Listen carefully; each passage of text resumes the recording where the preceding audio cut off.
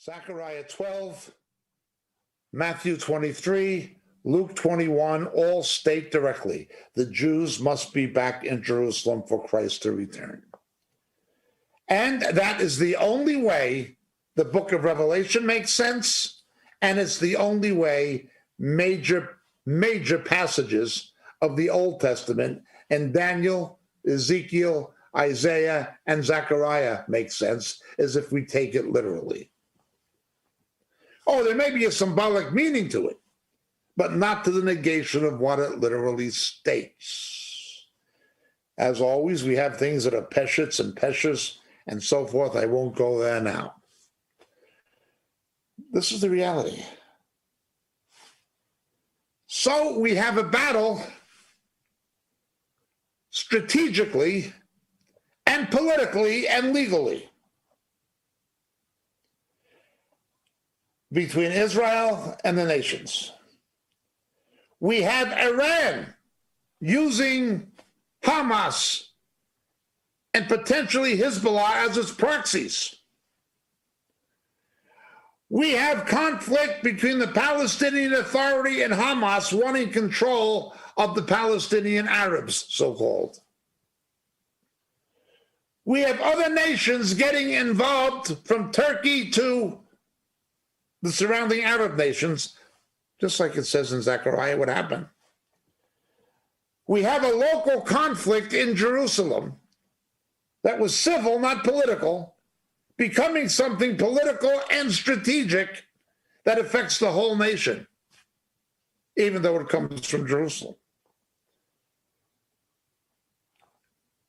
Anybody who lifts that stone is going to be hurt. I don't care if it's the UN, the Vatican, the United States. I don't care if it's Turkey. I don't care if it's the Arab League. Anybody who lifts that stone is going to be hurt.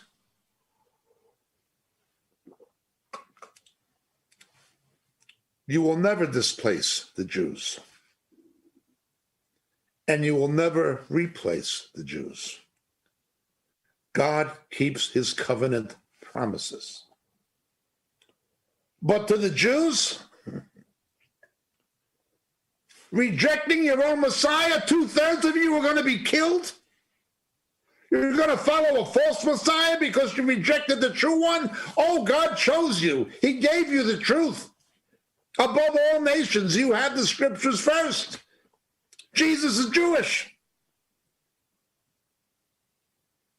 Where much is given, much is always expected. To the Jews belongs the oracles of God.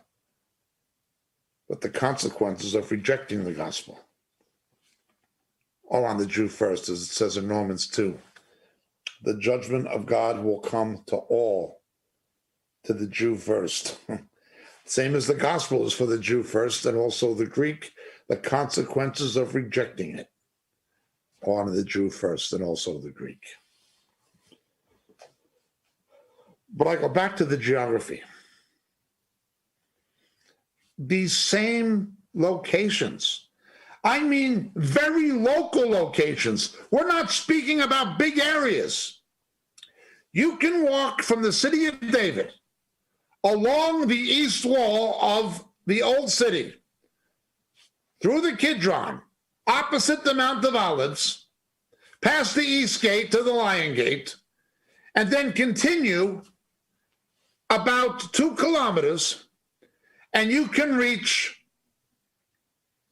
Sheikh Jarrah in 1 hour.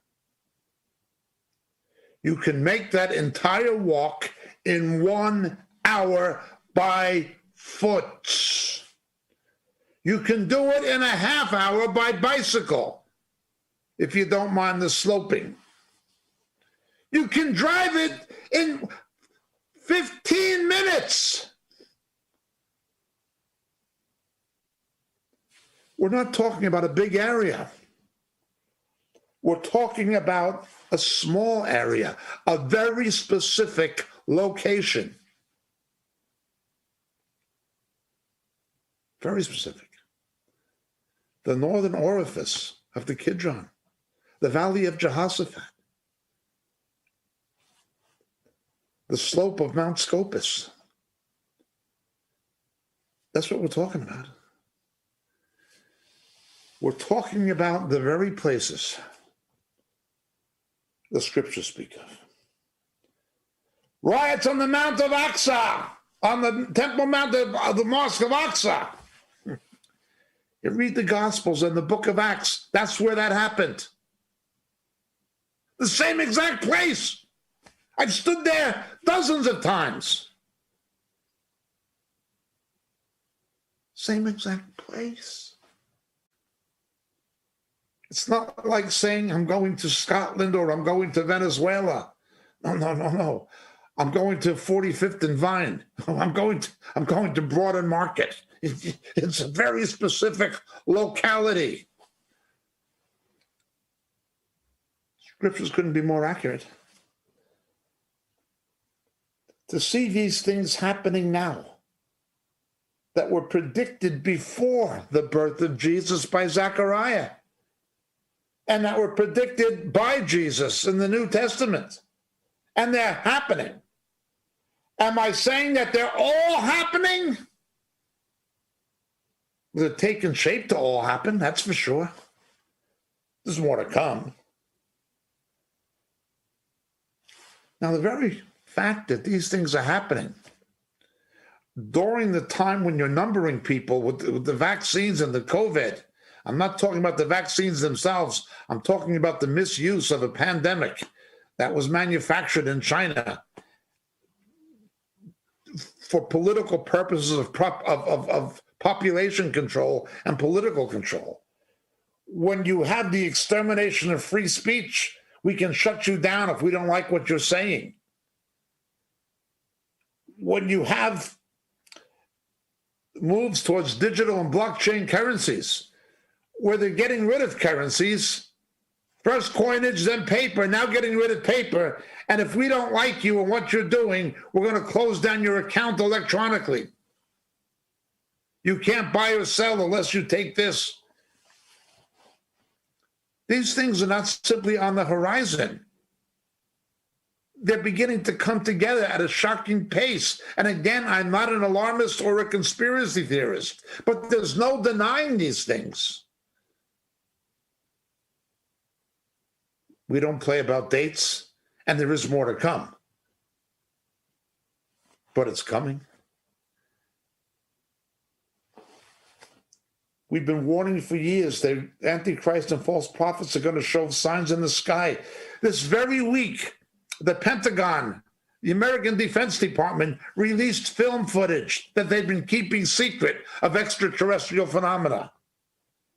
Again, just as in the days of Noah, I'm not into all the lunacy about the Nephilim and things like this, but there are demonic powers going to return as in the days of Noah, and this will involve astral phenomena. I've been saying this, as have others, since the 1970s. The Nephilim are those who fell. This is happening this week.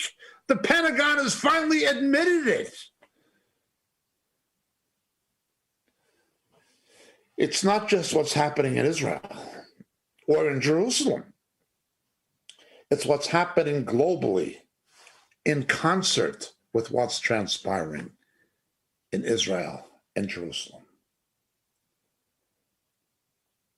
We have a message. The message is called the gospel of the kingdom. It's to reach out to the lost and tell them to get saved while they still can. It is a sense of urgency, certainly for our families who are in unbelief. We need to be able to use these prophetic events that people are talking about and are concerned about to engage them evangelistically, to show them why they're happening. We need to use the prophecy to engage people in evangelistic dialogue, conversation, witnessing. This is the gospel of the kingdom. His kingdom is coming. That is why we are here. The Lord has placed you and I here at this time to do that. We also need to warn the apostate church, and the apostate church today includes much of evangelicism. And we need to warn Israel and the Jews. Turn to your Messiah. Turn to him now. 2/3 of you are going to die. Something far worse than the Holocaust is coming. And it's coming to Israel.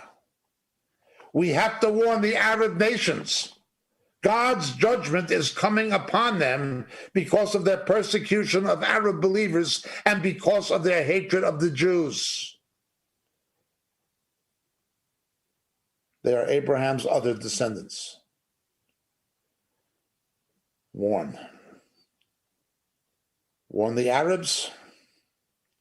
Warn the Jews. Warn the unsaved. Warn the church.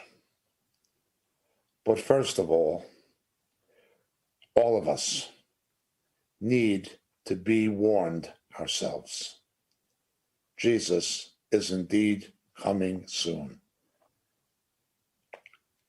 It's more than time to get serious about the prophetic realities of the time in which we live. Thank you so much for listening. My name is James J.